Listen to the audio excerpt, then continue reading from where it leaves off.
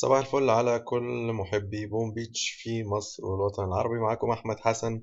النهاردة عايز أوريكم مثال على قوة الدفاعات اللي عندي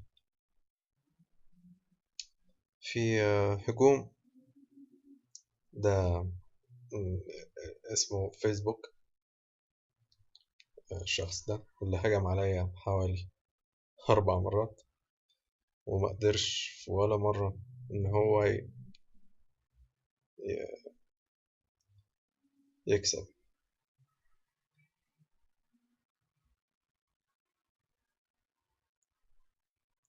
أول هجوم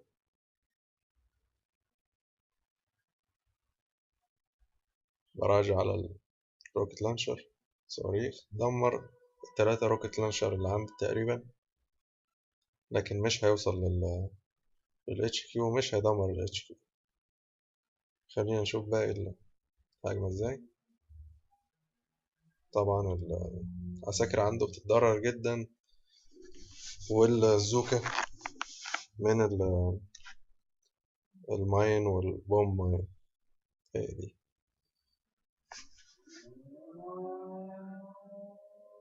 طبعا الشوك لانشر ده شغال والشوك لانشر ده شغال.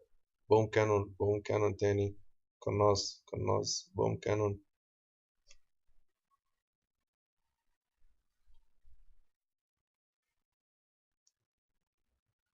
شايفين ازاي قرب، كان قرب يوصل، لكن الشوك لانشر هو تقريبا كان المعضلة عنده.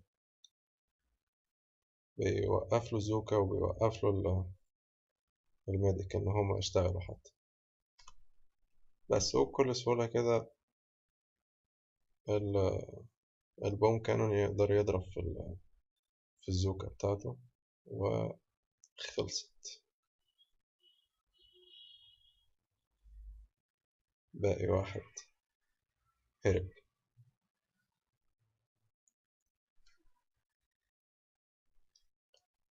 ده الهجوم الأول.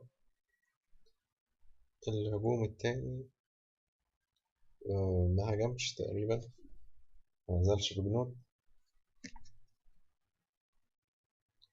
خلينا نشوف عمل ايه. عمل براج هنا وهنا على الشوك لانشر وعلى الروكت لانشر، لكن تقريبا غير رأيه ومنزلش. غير رأيه. الهجوم التالت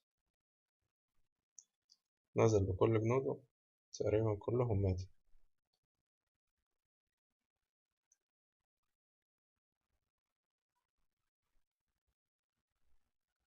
وكالمعتاد طبعا بيضرب على الروكت لانشر وعلى الشوك لانشر، لأن هما العدو الأول لزوكا وهيفي،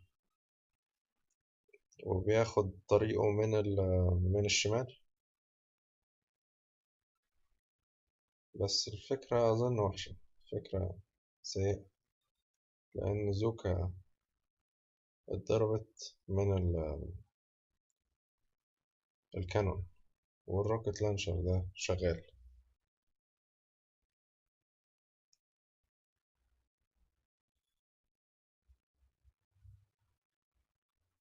يعني اللي يشوف الهجوم لغاية دلوقتي يفكر إن هو ممكن يوصل، لأنه كان قرب، ما بقيش غير كانون مثلا، وبوم كانون وشوك لانشر بس هما اللي في طريقه. لكن هنشوف خسر ازاي. خلاص تقريبا خسر كل زوكا، فما بيقدرش يكمل. بيدوسوا طبعا على الألغام والرشاش بيضرب عليهم، والمورتر، ود- ويدوسوا على الألغام. خلاص، حب يهرب بالمصعب ده، لكن ما اتكتبلوش عمر جديد. آخر آخر هجوم.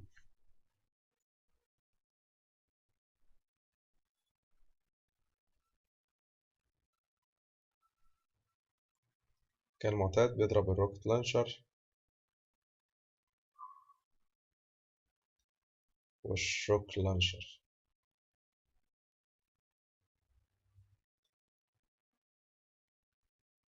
غلط طبعا، نزل بكل جنوده ومشوا عن طريق الفليم ثرو، وضاع زي ما انتم شايفين، ضاع منهم هيلث كتيرة جدا، والمنطقة دي كلها ألغام، هيفي وزوكا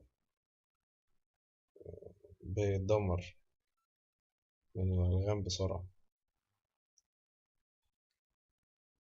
الخطأ التاني في نظري اللي هو بيقرب الزوكا جدا من الهيفي.